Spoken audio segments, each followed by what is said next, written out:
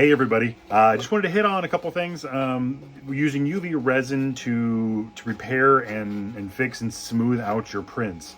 If you're new to 3D printing or you're new to making cosplay weapons and you've never seen somebody use UV resin is usually used in a resin printer.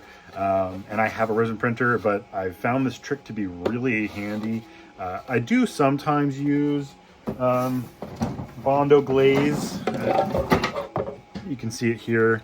So a lot of people will use like the red putty Bondo glaze, and it does work really well. But if you have any issues with your print, and I'm going to show you, for instance, right here I had a layer shift. You can kind of see it. Yeah, you can kind of see the line right there. So what happened was at some point when it printed, it shifted just ever so slightly to this way. And so what I did is I used UV resin. I laid it flat.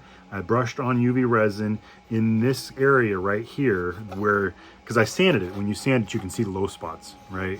So this is a black. This is one of the reasons why I print with black. You can see the low spot because the shiny black is actually the low spot. The light gray is where I've already sanded. So what I do is I use that as a guide to what I should fill with resin. So I'll lay it flat and then I'll brush in that resin really softly. And sometimes I'll lay it in thick just to kind of get it in there thick. We don't want to go too thick because resin won't cure all the way if it's too thick. So you just kind of want to find the good balance. If you do it lightly, then you got to just kind of keep doing it until it's cured all the way. But so you can see on this side, because it shifted this way, I did below the line, and then on this side I did above the line, because when I sanded it, you could actually see the line, and you can kind of judge which side needs to be lower or higher. And when you use gravity to kind of smooth out, because the resin's basically like a liquid, and so it'll just kind of slowly smooth out, and it'll run down the edges if you're not careful. So just be careful about that. But what I'm going to do is I'm going to hit this with sandpaper, and then you're going to see where it goes from being like a dark area to being light gray like this. In fact, I did it already over here on this one. So this whole top right here is actually UV resin. And you can see the dark areas right here where I haven't quite hit it with enough sandpaper. So the light area is all where it's nice and smooth and perfect. So when I do paint it, you're gonna see nice smooth surface right here. I prefer using UV resin because it just gives it a nice smooth surface. The red Bondo glaze works as well, but if you do have any imperfections, sometimes it can pop out with the Bondo glaze.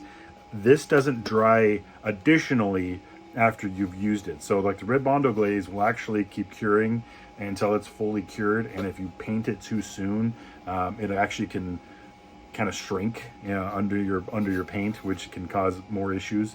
So just keep that in mind as well. It's one of the reasons why I use this, is because after I hit it with the light, and I let this sit in front of the light like 30-45 minutes, and I let it cure in front of a UV resin or UV light, usually a 405 light. If you're looking for a good UV light, look for something like that. I can put a description in below what I'm using, but I use UV Tough resin by Anycubic. It's one of my favorites. It just dries really well.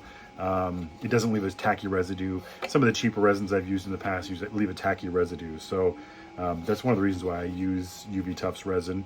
But basically, if you've ever done any sanding on anything, that's one of the reasons why I print in black. If you've done any sanding on anything, you can see it turn light gray, and then the dark spots being where I haven't sanded yet. So this is for a customer. So I'm actually, I don't normally sell a DIY print that I've done all the work on, but this is for a customer that I just didn't like how it was going to turn out, and I wasn't going to send it to her without fixing it. So that's just me. I'm kind of picky about what I send my customers, and she's been great. I know she's working on sanding a big armor kit for her husband, so I'm trying to kind of help her a little bit and get her a little jump start with some of her pieces, so when she gets it in the mail, she can actually go, oh, awesome, and then just hit it with some primer and paint it. So this will be a couple pieces. She's actually gonna get a couple pieces from me that are like that, but I'm gonna finish. Actually, I'll show you real quick.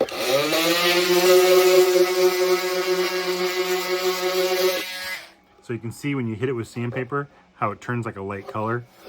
So normally it's like that shiny gloss. and it turned light. I'm using a white resin, so it's very noticeable. You can use black resin on black stuff. It really doesn't matter because you're gonna paint it anyway. But the next batch of resin that I bought is actually clear. So, but I have white right now, so that's why it's kind of a substantially different color.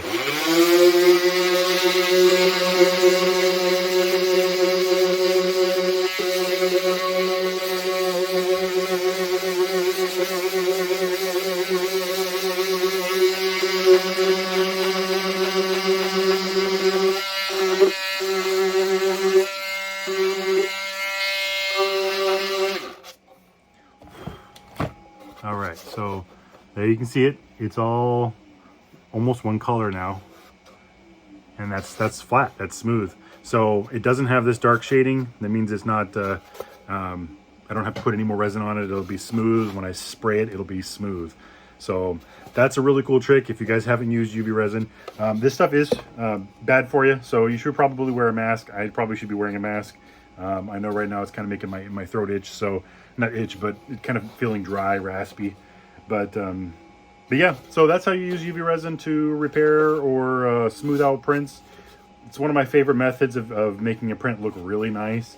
I've had some great luck with doing this. So, and I've repaired some crazy stuff. Like I've got a helmet that's in my personal collection that when I printed it, it was crazy. When I printed it, halfway through the helmet, like right around here on the helmet, it had a clog in the nozzle, which caused almost like this really weird meshy look, and it just looked like crap. And I almost canceled the print, and I was so frustrated because it was like 2 days into the print, and then I turned around and I was like, within like a half hour, the clog unclogged and it just kept printing, and it went back to printing perfect. So I had this weird mesh layer around the helmet, and I used the UV resin. It was kind of a tricky situation, but what I would do is I had that mesh, and if you put too much resin on and you wait too long, it'll soak through, and then you'll end up having resin inside your helmet, which doesn't cure if you don't get the light to it.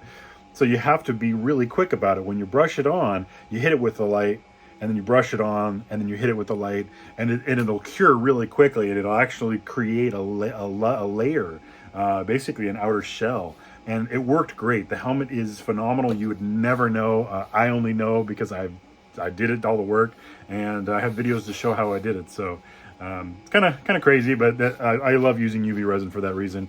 The other thing is it's kind of like liquid Play-Doh. I mean, or liquid clay. You can build and sculpt something if you wanted to. I mean, really, if you were to take a piece of resin and drop it on there, and then and cure it, and then another drop, and then cure it, and then another drop, eventually you would build up a level. It would look pretty freaking cool. And I've done stuff like that and made helmets with pieces, basically taken pieces of different other helmets and using that glue and maybe a 3D pen and a soldering iron and using all those combinations to create something unique that's never been done before. And it's just fun. I mean, it's fun to make something new. I know, that's the whole point of 3D printing, is to be able to create something.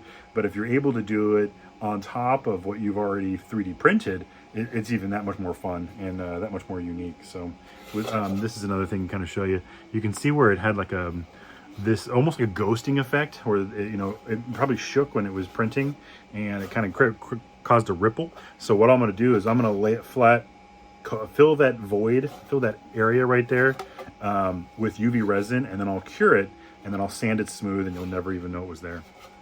So it's going to look really cool. I'm really excited about it. But if you guys have any questions or comments, hit me up in the description area or the comment area, and I'll be happy to walk you guys through some of this stuff.